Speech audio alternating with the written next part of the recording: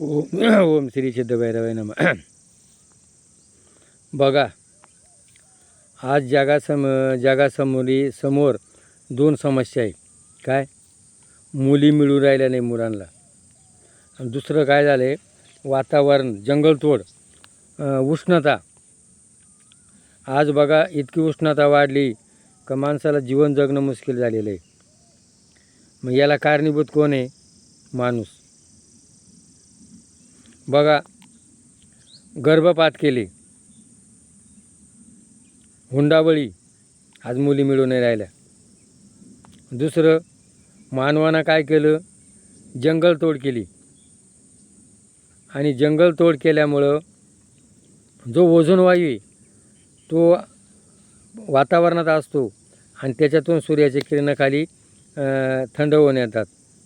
बघा, पॅसिफिक महासागरामध्ये तिथं ओझोन वायू राहिलाच नाही, आणि तिथं उष्णतेनं इतकी उष्णता वाढली का त्या उष्णतेमुळं जिकडं तिकडं अहंकार माजलेला आहे, आणि मग ती उष्णता आज मानवाला विघातक ठरली.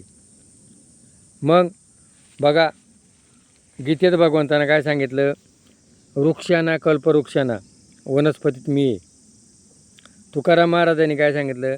वृक्षवेली आम्हा सोयरे वंचरे पक्षी सुचवरे आळवती. आज आपण ते विसरून गेलो आहे.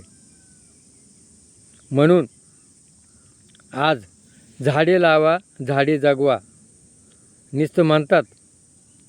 म्हणून आज आपण प्रत्येक माणसाने जसं मुलींचं संवर्धन करू राहिले, बेटी बचाओ बेटी वाढवा, मुली वाढवा, तसं आज झाडं लावा, झाडं जगवा. बघा, ज्या वेळेला आपण काय करतो, माणूस मेल्यानंतर त्याची दशक्रिया विधी करतो, 13वा करतो, आणि ती राख आहे ना, ती राख आपण कुठं टाकतो? पाण्यात टाकतो, पाणी खराब करतो. मग प्रत्येक माणसाने बघा काय केलं पाहिजे? ही जी राख आहे तर 10 खड्डे करून आणि 10 जर झाडं लावली तर त्या माणसाचं नाव निघेल, आणि 13व्याच्या दिवशी 13 झाडं लावा. झाडं लावा, झाडं जगवा. झाडं जर जगलं तर माणूस जगल, नाही तर माणूस जगणार नाही. प्रत्येकानं संकल्प करा. मी प्रत्येक वर्षी बघा, मी स्वतः झाडं लावलेले, झाडं जगवलेले. माझ्याकडं आज निसर्गरम्य ठिकाणे.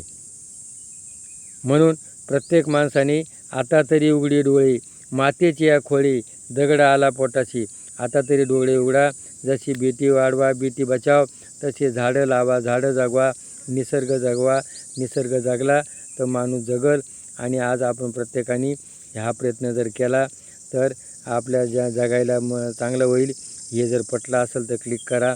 बघा, हा चॅनल आहे, याला लोक क्लिक करत होते, पण आता लोक क्लिक करते नाही. माझा जो चॅनल जो आहे, तर जगा आणि जगू द्या.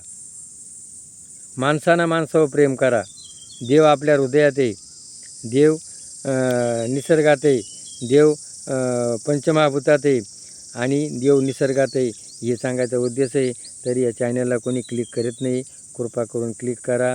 आपलं कुळदैवताचं महत्त्व वाढवायचा प्रयत्न चालू आहे. हे जर पटलं असेल तर क्लिक करा. जय भैरवनाथ.